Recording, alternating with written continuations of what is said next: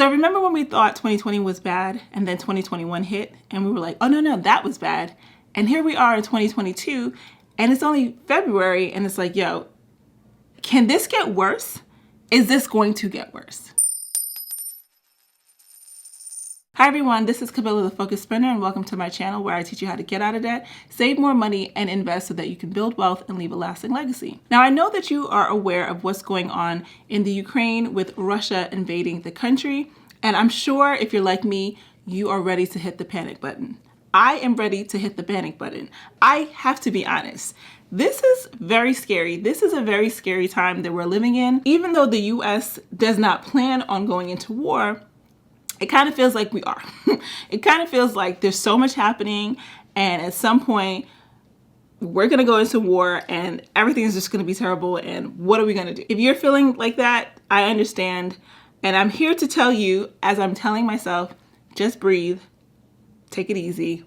It should be okay.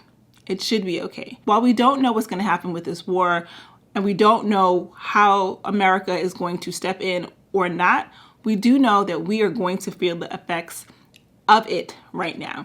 So last week, the stock market was a little bit rocky, but it has since rebounded a bit. So even if the stock market doesn't go crazy, prices, inflation, all of that stuff is about to increase. It is about to get a little bit shaky and a little bit rocky for all of us. So when we think about inflation, we're thinking about the rising of prices. And even before this invasion, prices and inflation were going up. I remember thinking one day, is inflation going up because the price of business has gone up? You know, rising wages, rising prices in inputs, and now companies have to raise their prices?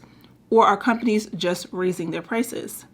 I was watching the news one day and this woman came on and her company, her organization had done a study about inflation, and she found that a lot of the inflation that had been going on recently was literally because companies had decided to charge higher prices because they realized that we were just willing to pay more money for goods and services. So we saw prices going up, but not because inputs prices had gone up, but because companies realized they could just charge more. So at some point, companies were going to have to stop because they're going to start charging too much and people are going to come to their senses and say, hey, this is not going to work anymore. I think with this situation in Ukraine, inflation is going to actually be a lot more legitimate. Gas prices are already on the rise. I was just in California last week where gas was about $5 a gallon, if not more.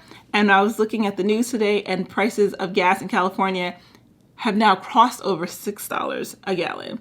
In New York, the prices are rising. All over the country, prices of gas is rising. And that's because Russia is the second largest producer of oil compared to the US. So a lot of our oil comes from Russia, and how it's gonna get here, I have no idea. So if you're thinking about getting a Tesla, go ahead and do that. The second way that prices are gonna go up is the price of commodities. So when we think about our meats, I'm not talking about meat being exported from Russia to the US, but I'm talking about the supply chain. So the prices of wheat, barley, rye, and other grains that are produced in Russia, either they're not going to come or they're going to be higher priced, meaning the cost to feed animals are going to be a lot more expensive, and therefore the cost of producing meat is going to be a lot more expensive. So basically, hold on to your wallet because it's about to be a bumpy ride. The prices have gone up, to quote Fat Joe. So what can you do while prices are rising? There are a few things.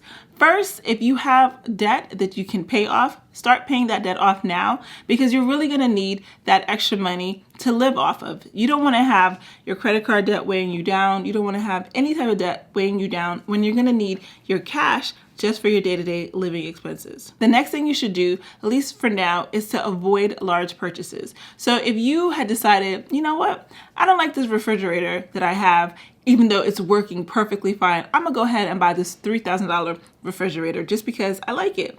Maybe right now is not the time to do that. Maybe you want to wait just to see how things shake out and things settle down a bit before you go ahead and make that large purchase. So the next thing you want to do or not do is you don't want to hoard products. If everyone in this country starts hoarding products like we did in 2020, prices are really going to go up. If everyone goes out tomorrow and says, I'm buying all the toilet tissue, then companies or stores that still have toilet tissue, they're going to have to raise their prices. Supply versus demand. It's a basic economic rule. The higher the demand, the higher the prices. The higher the supply, the lower the prices. So you really want to do what you can personally to not affect inflation. And the last thing that I want to talk about is your 401k, your investments. This is not the time to sell your investments off. This is not the time. If you cannot afford to invest, I would say lower your amount if you have to. But if you cannot afford to live, then I would say, okay, lower your investments or stop investing. But do not sell your investments. This is not the time to do it. This is not the time to panic. I know I wanted to hit the panic button, but I'm not going to hit the panic button, and I don't want you to hit the panic button. So if you were feeling the need to click sell, I'm telling you to stop. If you wanted to start investing now, go ahead and start. There's no reason not to start, because the way you're going to invest is by doing automatic investments every single week, every month, whatever your flow is going to be. That is what you want to do. You don't want to try and time the market and say, well, this is going on, so let me see if the market goes down a little bit more. Let me see if it goes up. No, you just want to start, put your investments on a schedule, and just keep going. At the end of the day, all I want to say is that we are all thinking of the people of the Ukraine and Russian citizens that did not ask for this invasion to happen. This is just something that I hope is resolved fairly quickly. And if not, we'll learn to deal with it. Thank you for watching this video, and I will see you next time. Bye-bye.